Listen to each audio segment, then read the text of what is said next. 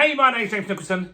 Property demand is dipping considerably since May 2024. We've got some big building firms that are saying demand just is not there in the market. Estate agents are reporting similar stuff. So in this video, I'm going to unpack why that's happening. What is happening in the market? Why are buyers not coming to the market, and why are new sellers also not rushing to market at the moment? We're going to discuss that at the moment and see what is going on. Before we jump into that, if you haven't done already, this channel gives property education and property news every single day. So subscribe to the channel over there and hit the bell notification. Also, while you're here, make sure you smash like or tickle like or do something to the like button. Even if that makes you angry, just hit it out of anger. That helps with the YouTube algorithm. It gets more views on the channel and it means you're an awesome person for doing it. So, who is reporting on this? Well, it's a company called Crest Nicholson. Now, for those of you that have figured it out, that's my surname.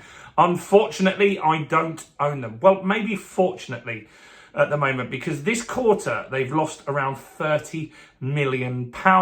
Last year, same quarter, they made £30 million. So a big turnaround. And that's because right now, demand is dropping. There are not enough buyers in the market at the moment. And there's a lot of reasons for that. One is the election. The election caught a lot of people by surprise. We were thinking the election was going to be later in the year. Sunak, I feel, maybe he just wants to go on his summer holidays and put all of this behind him because it's not looking likely that he's going to get re-elected at the moment. So the election is something that has made a lot of people pause. And it often happens when there's an election, transactions, often big ticket purchases, often get put on hold. And the reason for that is people want to wait and see what the new policies are in the new government. Now, they'll obviously wave stuff around in their manifestos saying, we're going to do this and we're going to do that. Very different when they actually get into power. So that's something that we've got to see play out. And so a lot of people are sitting on the sidelines because of the election. Next is rates. This is the biggest thing holding people back at the moment. If you know interest rates are going to drop, then you're going to wait until you get a better deal. And right now, we listen to the Federal Reserve, the American Central Bank. They're saying they're going to cut interest rates. We know that that means that the Bank of England will follow. They will copy, they follow the Fed is the phrase. And the Bank of England have even said they're going to cut rates. Not only that, we've had the European Central Bank that have dropped rates this week. The Canadian Central Bank has dropped rates in the last 7 days as well. So there's lots of indicators there that rates are going to drop. Inflation is on the way down. It's not beaten. But why would you want to buy at a higher rate if you could get a better deal just by waiting a few months? That's not good for the market at all. And that slows transactions down.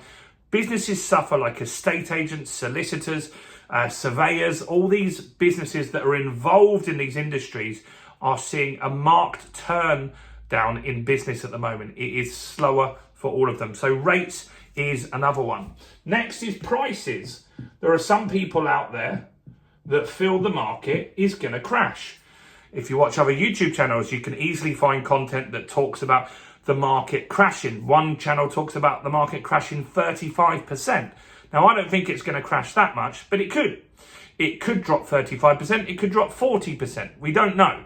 A lot of that's going to be determined by if we go into a recession and unemployment starts to rise.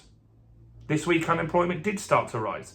It's at 4.4% now. So it is going up. That means certain people are going to struggle. What's also going up at the moment is mortgage arrears. That went up 4% in the last quarter. If that keeps going up, then of course people are going to drop the price of their house. Now, what also goes into this is that, let's just say you're a seller. You're listed in April. Now it's gone really quiet because people are waiting for rates. They're waiting for the election. they're going to start dropping their prices, some of these people, because some have listed because they need to sell, must sell, or maybe they've got another purchase that they want to move into. So they need someone to buy their house. And so they'd start to consider, some of them, a price drop. And that is also what some of the buyers are waiting for. They're waiting for sellers to drop their price. So that's another reason. And some people are doing that. Next one is inflation. Until some people aren't bothered by inflation, they just get on with their day-to-day stuff. But a lot of people are feeling the pain from inflation still. Prices went up on average 20% over the last few years, and that hit low-income families particularly hard. Hit everybody, but low-income families got hit particularly hard by inflation. And inflation is constantly discussed. You look at a newspaper, you watch the news, you listen to a podcast, they're constantly talking about inflation. So until that conversation turns, until that inflation hits the 2% target and it's boring to talk about it anymore, that is going to make some people feel reluctant to get on with transactions. A lot of people are just making do where they live. And so mortgage debt is actually down. Arrears is up. Let's get that clear. So arrears is up. But the amount we borrow collectively is down. People have just been paying down their mortgages, sitting tight, not moving to bigger properties, in fact, downscaling and getting smaller mortgages. It's the high end of the market that's really suffering at the moment. And so until the election is done, until interest rates start to drop, until prices have an indication that they're near the bottom and inflation is hit, that is going to stifle demand. But the good news is the election is only a few weeks away, so we'll be able to tick that off. That's one thing holding the market back. That will be done. We know interest rates are going to drop in the next few months. And so at that point, some people will come back into the market because they're just waiting for even one interest rate drop until they feel that they've got into the market at not the peak, right? Prices. Now, the prices, who knows what's going to happen? At the moment, we're 1.5% up on an annual basis, and the market is still relatively flat. No up, no down, 1.5%. Really, you could find one area where they're up, one area where they're down. So it's not really a fast moving market. But inflation is coming down. And I think next week's inflation data will be relatively good. It could go below that 2% target. Now, we're expecting it to come back at the end of the year. We know energy prices are going to start going up at the end of the year. But if that does happen, then the inflation conversation will come back and that will just slow the rates down. But if somehow we beat inflation and it doesn't go up again, then that's another conversation gone.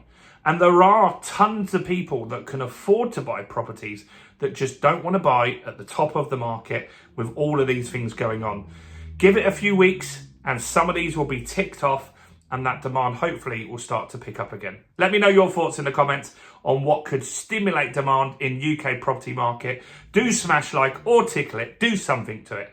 Even if you need to hit it, whatever you need to do, just do something to that button. And while you're here, subscribe, hit the bell. I've got new content every single day for you guys, as I said. And now you might be watching this and England are just about to be playing as well. So good luck to England. I hope you win the first game and we do well in the Euros. Let me know what you think the England score will be below. Let me know any questions that you got in the comments below. Check out all the other content on my channel, including this video right here.